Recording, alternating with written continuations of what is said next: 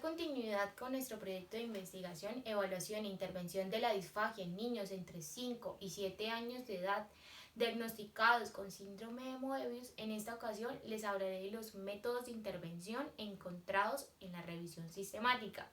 Como investigador principal, la docente Jenny Paola Grego Angarita y como coinvestigador Valentina Páez. Mi bitácora está conformada por preguntas, resultados, análisis y discusión, conclusiones y trabajos citados.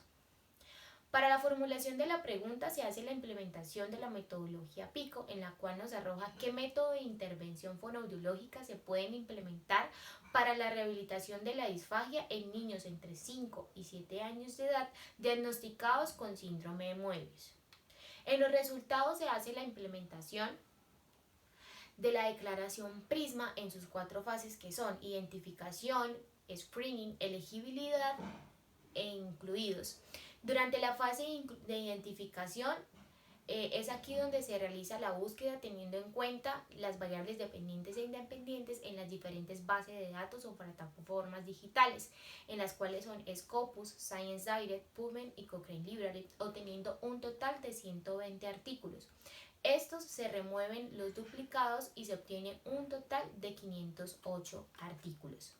Durante la fase de screening se hace la lectura previa de los títulos y los resúmenes de esos artículos seleccionados en las bases primarias, obteniendo un total en Scopus de 10, en Science Direct de 117, en PubMed de 5 y en Cochrane Library de 11.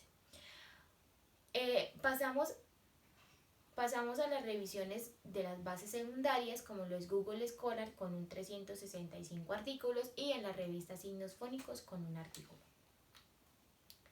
En la fase de elegibilidad es donde se hace la lectura previa completa de todos los artículos y en esta se hace la aplicación tanto de los criterios de inclusión como las variables dependientes e independientes y se tiene en cuenta el tiempo o los años establecidos para esta investigación, obteniendo en Google Académico 13 artículos, en Science Direct 4, en PubMed 4 y en Scopus 0 artículos y en revista Signos Fónicos un artículo, obteniendo como un total en la fase de artículos incluidos de 21. Durante la búsqueda se evidencian parámetros que se deben tener en cuenta durante la intervención de la disfagia y un método de intervención que es la retroalimentación electromiográfica o el feedback electromiográfico.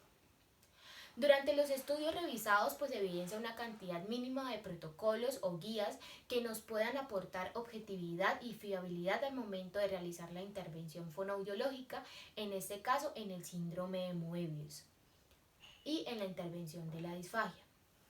Los métodos hallados durante la investigación podemos encontrar primero los parámetros que debemos tener en cuenta al momento de realizar la rehabilitación de la disfagia, así como un método validado para la intervención de la disfagia en las enfermedades neurológicas, en este caso como lo es el síndrome de Moebius. A nivel nacional, pues no se evidencian artículos relacionados con el estudio. La mayoría de los artículos incluidos en esta investigación pues son de Brasil, Estados Unidos, Italia, España y demás. El origen de estas metodologías halladas pues son a nivel internacional. No se halla ningún artículo relacionado con la biorretroalimentación electromiográfica o con parámetros que se deban tener en cuenta al momento de realizar la intervención a nivel de la disfagia. No existe una multiplicidad de herramientas que podamos implementar durante el proceso debido a la cantidad mínima de artículos encontrados, así como la enfermedad huérfana o rara que estamos tratando en esta investigación. El proceso de intervención, pues no, como resaltaba, no se encuentra un protocolo, guía o enfoque teórico en los que nos podamos basar en nuestras praxis fonoaudiológicas para realizar el proceso de intervención. Para los parámetros que debemos tener en cuenta durante la intervención de la disfagia o la rehabilitación de la disfagia, primeramente debemos revisar el tipo y el ritmo respiratorio que presente el usuario, ya que este es primordial para nosotros poder empezar nuestro proceso de intervención a nivel de deglución y no obtener en el usuario como una consecuencia una broncoaspiración. Progresivamente debemos minimizar la dificultad de la musculatura orofacial, así como la estimulación intraoral y la reactivación de los pares craneales y de los músculos involucrados dentro de esos pares craneales, como lo son el glosofaringeo, la rama sensorial del glosofaringeo y la rama sensitiva del nervio vago. Estos son los que están involucrados a nivel de la musculatura de la laringe y de la faringe, así como del ritmo respiratorio. La biorretroalimentación electromiográfica se hace uso, es un método para poder activar, rehabilitar todos los músculos que se encuentran a nivel orofacial. En este caso se hace el uso de electrodos que se colocan en los músculos del paciente. Estos generan una señal de retroalimentación de manera visual auditiva en que da como respuesta a la activación muscular. Para el aprendiz o para el usuario se hace de una manera más eficaz utilizar el miembro discapacitado, ya que puede observar por medio de este método la función motora que realiza su músculo que está en una condición de discapacidad. Este método trae efectos beneficiosos no solamente para la función de deglución, sino para la función de habla y expresión facial. En el campo de logopedia lo podemos utilizar como una estrategia terapéutica, ya que lo podemos enfocar en la relajación y contracción muscular, y su aplicabilidad nos puede servir para prevenir, rehabilitar y activar estas funciones que están involucradas, haciendo uso de las fases de concientización, automatización y training. La fase de concientización es donde le mostramos al paciente su afectación y lo hacemos consciente de que no se está haciendo uso de su función muscular. Por lo tanto, en la fase de automatización se crea un patrón en el que el paciente lo empiece a implementar en su vida diaria. Y en la fase de training es donde se empieza a implementar, o el terapeuta implementa una estrategia de aprendizaje en el que este patrón que se enseña se puede acercar a un patrón de normalidad.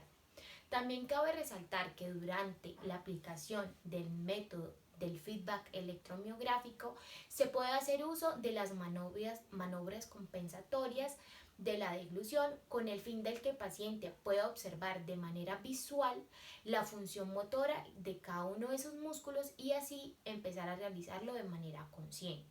También se hace uso del espejo para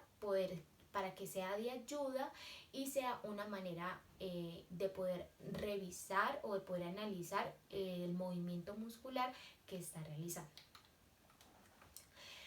Como conclusión, pues encontramos que la evidencia científica no aporta un protocolo o una guía de intervención para el manejo de pacientes entre 5 y 7 años con síndrome de Moebius. Se da a conocer la implementación del logopeda y la experticia del fonoaudiólogo, el profesional, en la implementación del feedback electromiográfico como un método de intervención de la disfagia. Este método pues abarca procesos, no solamente la parte de deglución, sino procesos como lo es la respiración y la musculatura involucrada en todo el proceso de habla. La aplicación de la biorretroalimentación electromiográfica en la parte de función de deglución es muy reciente, por lo tanto, a pesar de ser muy reciente, pues se puede evidenciar objetividad y fiabilidad al momento de realizar su aplicación. Durante la revisión, pues se evidencia que la aplicación de este método de manera constante ante los usuarios produce efectos positivos, mientras que haciendo uso solamente de la terapia alternativa o la terapia conocida por medio de la contracción muscular,